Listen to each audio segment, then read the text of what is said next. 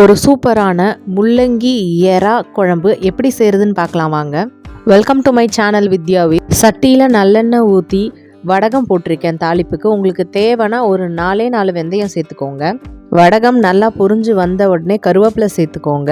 வீட்டில் செஞ்ச வடகம் தான், அதை பற்றின ரெசிபியும் நம்ம சேனலில் இருக்குது. கூடவே 7-8 பூண்டு பல் சேர்த்துக்கோங்க. சின்ன வெங்காயம் கொஞ்சம் சேர்த்துக்கோங்க. இது எல்லாத்தையும் ஒரு வாட்டி மிக்ஸ் பண்ணி விட்டுடுங்க. ஒரு பெரிய சைஸ் வெங்காயத்தை பொடியாக நறுக்கி சேர்த்துக்கோங்க.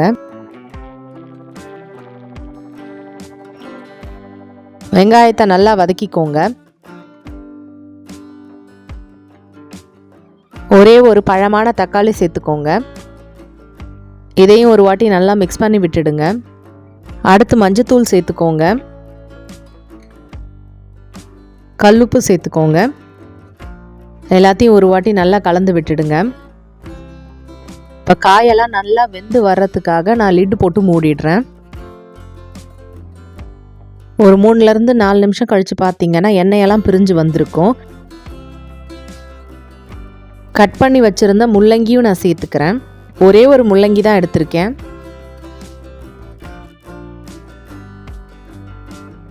முள்ளங்கியிலேருந்து தண்ணி விடும், அதனால் நல்லா வதக்கி எடுத்துக்கோங்க அந்த பச்சை வாசனை போகிற அளவுக்கு. இதையும் மூடி போட்டு ஒரு 2 மினிட்ஸ் போல் விட்டுடுங்க. 2 மினிட்ஸ்க்கு அப்புறம் பார்த்தீங்கன்னா நல்லாவே வெந்து வந்திருக்கும். காரத்துக்கு வீட்டில் அரைச்ச குழம்பு மிளகாய் தூள் ஒரு 3 ஸ்பூன் போல் சேர்த்துருக்கேன். இதை எப்படி அரைக்கணுன்ற வீடியோவும் நம்ம சேனலில் போட்டிருக்கேன், போய் பார்த்துக்கோங்க.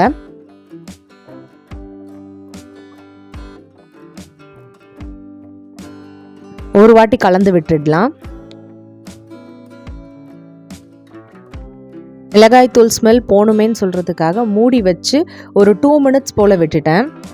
2 மினிட்ஸ் கழித்து எப்படி வந்திருக்குன்னு பார்க்கலாம். பார்த்தீங்கன்னா எண்ணெயெல்லாம் சைடில் பிரிஞ்சு வர ஆரம்பிச்சிருச்சு. காயும் நல்லாவே வதங்கி வந்திருக்கு பாருங்கள். 300 to 400 கிராம்ஸ் எறா தான் நான் எடுத்து யூஸ் பண்ணியிருக்கேன். கிட்டத்தட்ட ஒரு 1/2 கிலோவுக்கும் கம்மியாக தான் இருக்கும் இந்த எறா. இது எல்லாத்தையும் இன்னொரு வாட்டி மிக்ஸ் பண்ணி விட்டுடுங்க. ஒரு லெமன் சைஸில் புளி ஊற வச்சுருந்தேன், ஸோ புளி தண்ணியும் நான் ஆட் பண்ணிக்கிறேன்.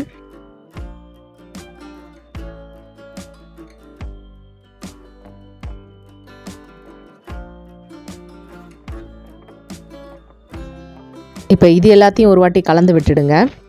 அளவுக்கு தண்ணியும் சேர்த்து இன்னொரு வாட்டி எல்லாத்தையும் மிக்ஸ் பண்ணி விட்டுடுங்க. உப்பை செக் பண்ணி பார்த்துக்கோங்க, தேவைன்னா ஆட் பண்ணிக்கோங்க. லிட்டை க்ளோஸ் பண்ணி மீடியம் ஃப்ளேமில் வச்சு ஒரு 10-12 நிமிஷம் போல் விட்டுடுங்க. இப்போ பார்த்தீங்கன்னா எறா முள்ளங்கி எல்லாம் சேர்ந்து போட்டு சூப்பரான ஒரு குழம்பு ரெடி ஆகிடுச்சு. எங்கள் வீட்டில் இப்படி தான் செய்வோம்.